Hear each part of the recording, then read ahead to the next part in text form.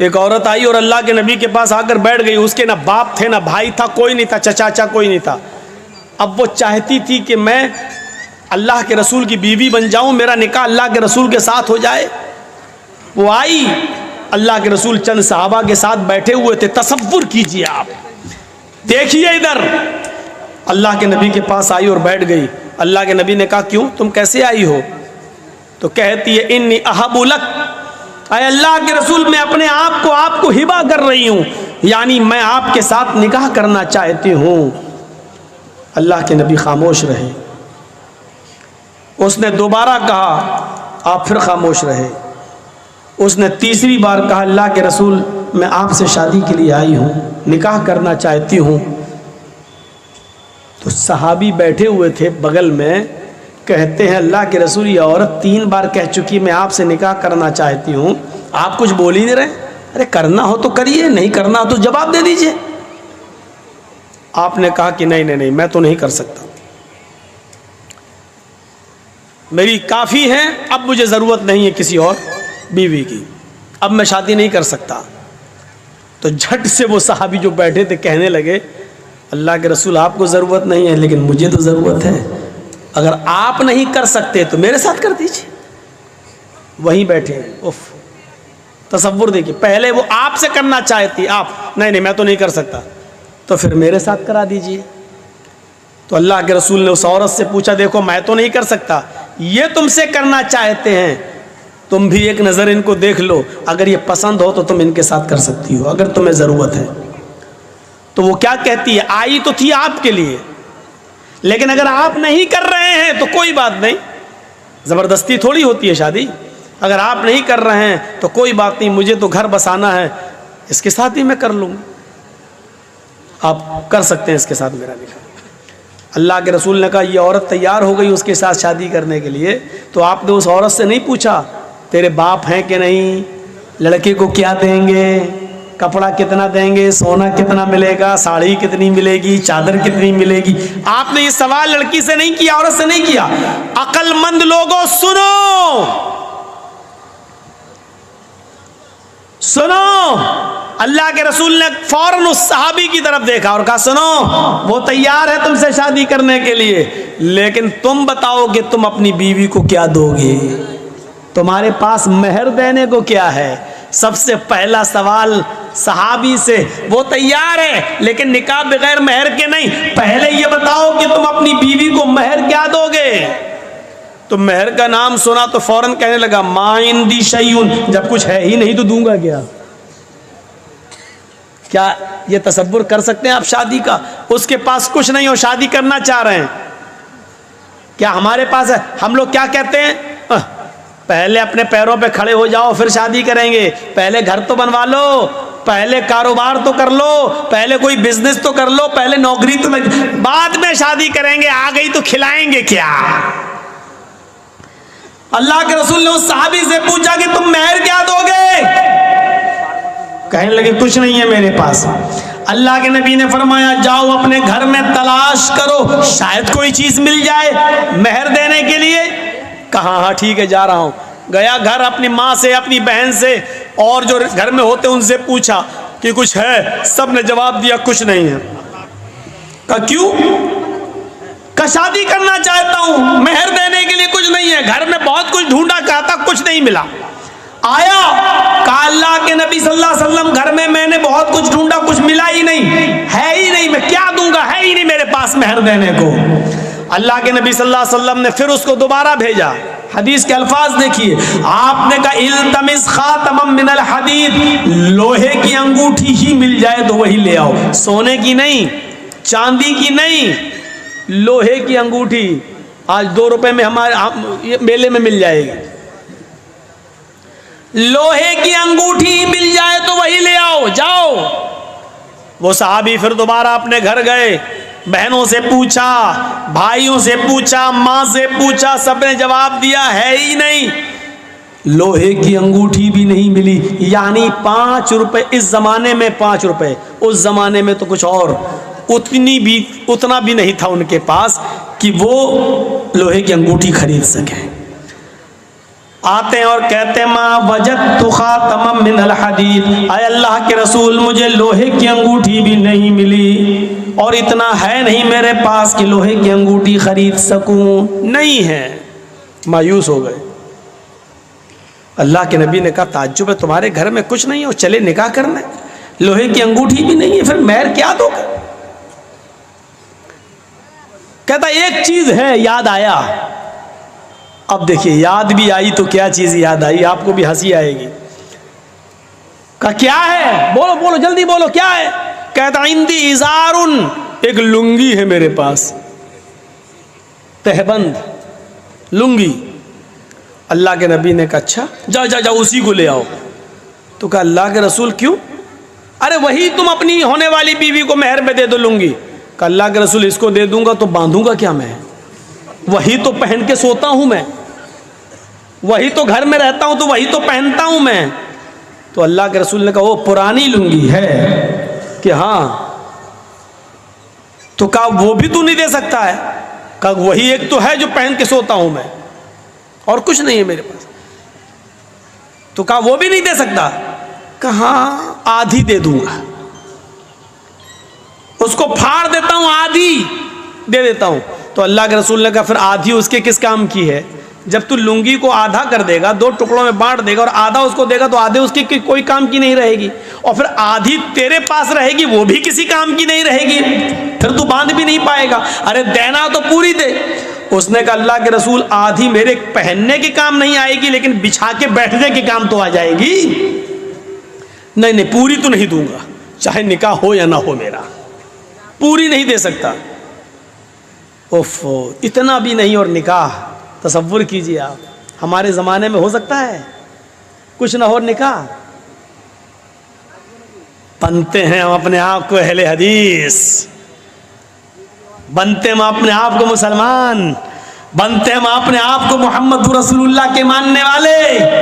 और मोहम्मद रसूलुल्लाह की ये शादी जो आप करवा रहे हैं एक सहाबी के साथ, तसव्वुर कीजिए हमारे समाज में नहीं है। अल्लाह के रसूल एक लुंगी है आधी दे सकता हूं, आपने कहा आधी ना तेरे काम की ना उसके काम की, बोला पूरी नहीं दे सकता। मायूस हो गया, बैठ गया, जाने लगा। आपने कहा कहां जा रहे हो? जा रहा हूं खेती करूंगा, कुछ बाड़ी करूंगा, खेती बाड़ी करूंगा, जा रहा हूं, हल चलाऊंगा, खेत जोतूंगा, काम करूंगा, मेहनत करूंगा, क्या करूंगा यहाँ? बड़े मुश्किल से सोचा था कि आई है परेशान, इससे शादी हो जाएगी, जब मेहर में अटक गया मैं तो। आपने कहा इधर आओ, अगर तेरे लिए मोहम्मद रसूलुल्लाह की शरीयत ने भी कोई रास्ता न निकाला तो कौन रास्ता निकालेगा? फिर तेरे लिए कौन सा मजहब रास्ता निकालेगा? फिर कौन सा दीन तेरे लिए रास्ता निकालेगा? क्या किसी के पास कुछ भी ना हो तो क्या उसको शादी करने का हक नहीं है? क्या उसको अपनी पाकीज़गी के साथ जिंदगी गुजारने का हक नहीं है? बैठो। बैठ गया। आपने कहा ये बताओ तुम्हें कुरान कितना याद है? और सुनो मुसलमानों, चादर नहीं है, लोहे की अंगूठी नहीं है, कपड़ा नहीं है, कुर्ता नहीं है, पैजामा नहीं है, पूरे घर का सरमाए में एक लुंगी है, वो भी पुरानी, और वो भी पूरी की पूरी देने के लिए तैयार नहीं है। सोना नहीं, चांदी नहीं, कपड़ा नहीं, दौलत नहीं, इन सब चीजों से वो दूर था। लेकिन जब अल्लाह के नबी ने उससे पूछा कि तुम्हें कुरान कितना याद है बताओ, तो झट से बोला अय अल्लाह के नबी कुरान में हमें सूरह मुल्क याद है, सूरह हश्र याद है, सूरह नबा याद है, सूरह हाक़ा याद है, सूरह जुमा याद है, सूरह मुनाफिकून याद है, सूरह क़यामा याद है। आपने कहा कि तुम्हें इतनी सूरतें मुंह ज़बानी याद है? फरमाया कहा फिर भी कह रहे हो कि मेरे पास कुछ नहीं है, तुम्हें ये सूरतें याद हैं? कहा क्या तुम ये सूरतें अपनी होने वाली बीवी को सिखा दोगे? क्या उसको भी याद करा दोगे? कहा हाँ, इसमें क्या बड़ी बात है, जो हमें याद है वो इसको भी याद करा दूंगा।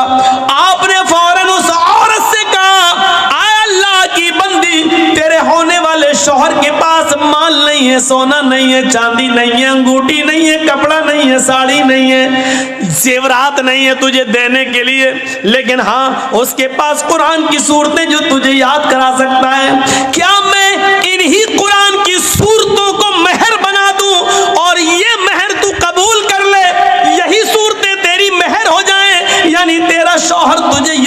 याद करा दे, तेरा पति तुझे ये सूरतें याद करा दे और तू इसी को अपना मेहर मान ले। क्या ये मुमकिन है? क्या तू ऐसा कर सकती है? क्या मेहर में तू इन सूरतों को ले सकती है? चीख पड़ी, आय अल्लाह के नबी बस कीजिए, बस कीजिए। जिस औरत की निकाह में कुरान की सूरतें मेहर बन जाएं, जिस औरत की निकाह में कुरान की आयतें, कुरान की सूरतें मेहर बन जाएं, उससे ज्यादा बाबरकत निकाह किसका हो सकता है? उससे ज्यादा खैर बरकत वाला निकाह किसका हो सकता है? फिर अल्लाह के नबी सल्लल्लाहु अलैहि वसल्लम ने खड़े होकर निकाह पढ़ा दिया और उस औरत को खुद काजी बन गए।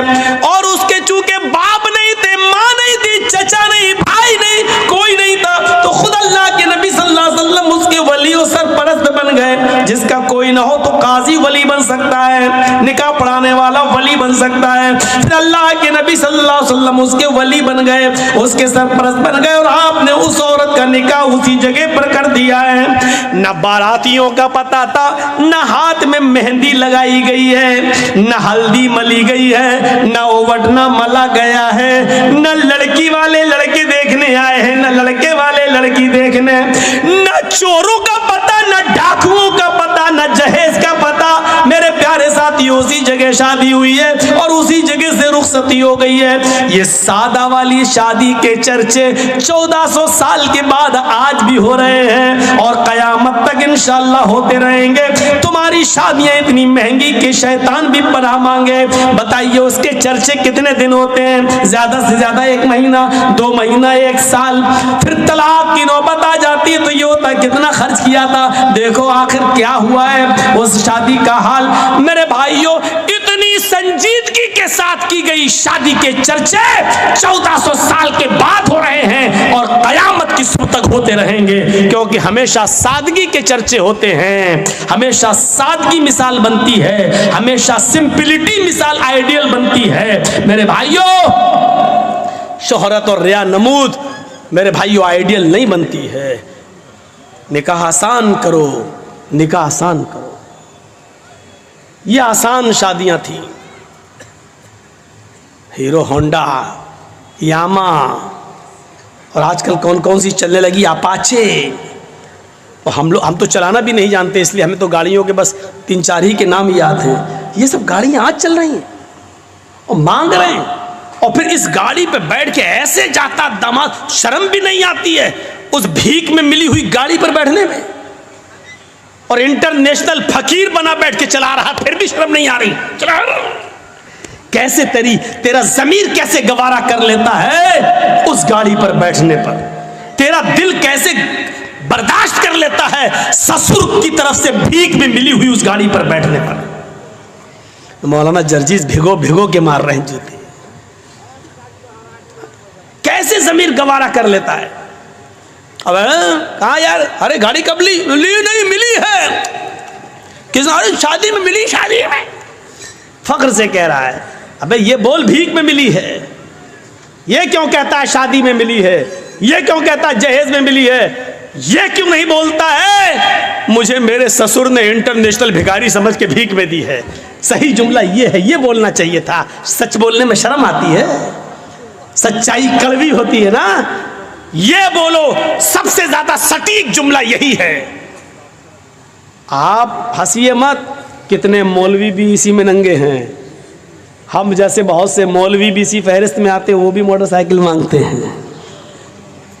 हम इंटरनेशनल फकीर सबको बोल रहे हैं, जिसने मांगी है और जिसको मिली उसको बोल रहे हैं। सब तोहफे में मिली। क्या नाम दिया जाता है शादी में? लड़की के बाप ने लड़के को तोहफे में दी है। वाह साहब, तो फिर पुलिस वालों को हम जो 100-200 रुपए दे देते हैं ट्रक आगे बढ़ाने के लिए, फिर इसको रिश्वत क्यों कहते हो? इसको भी कहो कि पुलिस को हमने तोहफा दिया है और हमारा ट्रक छोड़ दिया है। फिर नाम बदल देने से, मैंने पहले ही कहा, हैसियत नहीं बदल जाती है। भीख का नाम तोहफा रख दो तो वो भीख भीख ही रहेगी, तोहफा नहीं हो जाएगा। रिश्वत का नाम तोहफा रख दो, रिश्वत रिश्वत ही रहेगी, तोहफा नहीं हो जाएगा। शराब का नाम दवा रख देने से दवा नहीं हो जाएगी, वो शराब ही रहेगी। याद रखिएगा, हैसियतें नहीं बदलती हैं, हैसियतें। हमें इस बात को सोचना पड़ेगा, इस बात पर गौर करना पड़ेगा। इसलिए फिर कहता हूं मेरे भाइयों, शादियों के अंदर आसानियां पैदा करो, आसानियां। ये समाज के सुधारने के लिए बहुत जरूरी है। वरना देख लो जहेज की वजह से कितनी लड़कियां मारी गई, कितनी लड़कियां बेची गई, कितनी लड़कियां नीलाम हुई।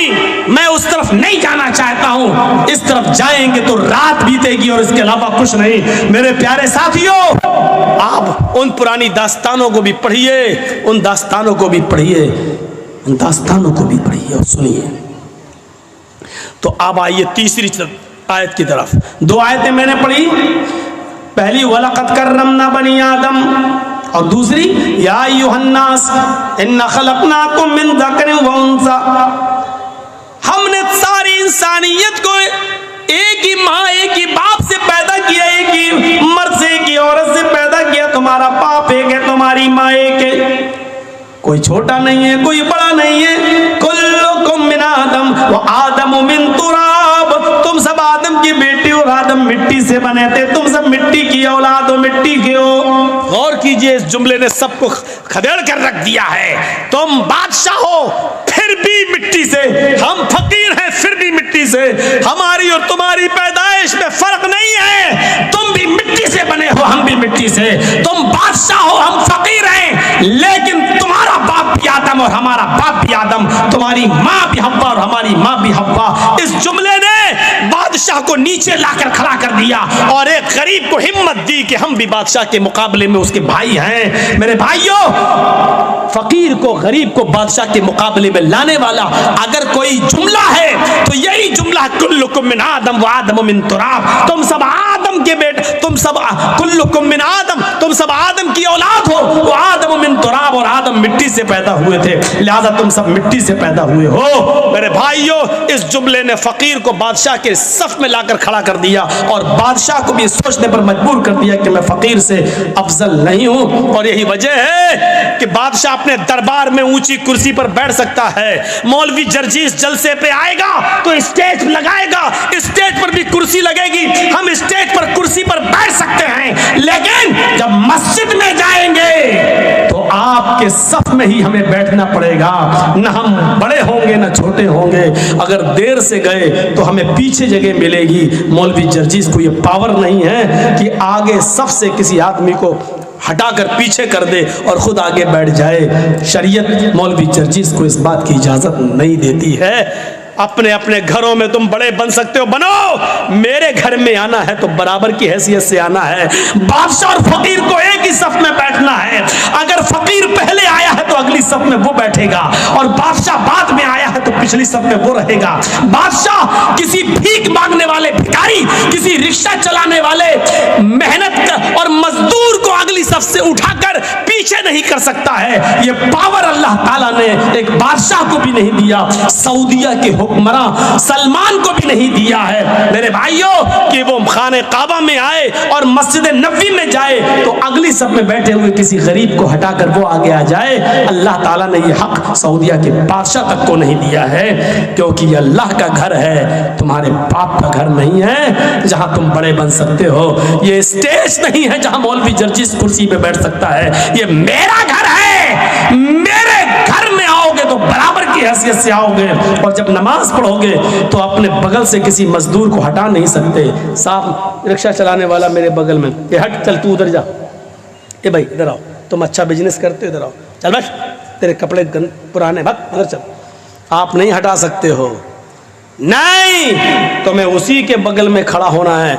अल्लाहू अकबर कहेगा इमाम, और तुम्हें भी अल्लाहू अकबर कहकर हाथ बांधना है।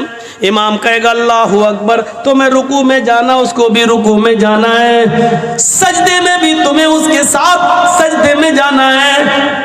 यहीं पर वो मंजर नजर आएगा, एक ही सफ में खड़े हो गए महमूद व अयाज, एक ही सफ में खड़े हो गए महमूद व अयाज। न कोई बंदा रहा, न कोई बंदा नवाज। मेरे भाइयों, ये इस्लाम की पवित्र शिक्षा है, ये इस्लाम की पाकीज़ा तालीम है कि तुम सब एक ही बाप की और एक ही माँ की औलाद हो। डॉक्टर भीमराव अंबेडकर ने जब ये पढ़ा हुआ कि ब्रह्मा ने अपने मुंह से ब्राह्मण को पैदा किया और पैरों से शूद्र को, तो डॉक्टर अम्बेडकर चूंकि हरिजन थे, नीची जाति के थे, शूद्र थे, उनको ये तालीम पसंद नहीं आई, उन्होंने हिंदू धर्म को तलाक दे दिया, इस्लाम कबूल कर लिया। महात्मा गांधी ने बहका दिया, गांधी जी बोले कि कौन सा इस्लाम, हनफी बनोगे कि शाफी बनोगे कि बरेलवी बनोगे, शिया बनोगे, कादियानी बनोगे, चकलालवी बनोगे, मिर्जाई बनोगे, क्या बनोगे, 72 फिरके। डॉक्टर अम्बेडकर ने सोचा ये तो बड़ी लंबी दास्तान है, अब इनको पढ़ना तो बड़ा मुश्किल हो जाएगा, इसलिए उन्होंने इस्लाम भी छोड़ा, फिर बुद्ध धर्म कबूल कर लिया और बुद्धिस्ट बन गए। मेरे भाइयों जरा गौर करो कि हिंदू धर्म को लोगों ने इसीलिए छोड़ा था, डॉक्टर अम्बेडकर ने इसीलिए छोड़ा था क्योंकि उसमें जात पात है, ऊंच नीच है, लेकिन यहाँ कोई ऊंच नीच नहीं देखी गई है, यहाँ ऊंच नीच का कोई तसव्वुर भी नहीं पाया गया। इसलिए डॉक्टर अम्बेडकर ने जब देखा कि नमाज होती है, बादशाह के लिए भी यही आजान का वक्त है और गरीबों के लिए भी यही आजान का वक्त है, मुअज्जिन का काम है सिर्फ इतना कह देना, हय्या अलस्सलाह, आओ नमाज के लिए।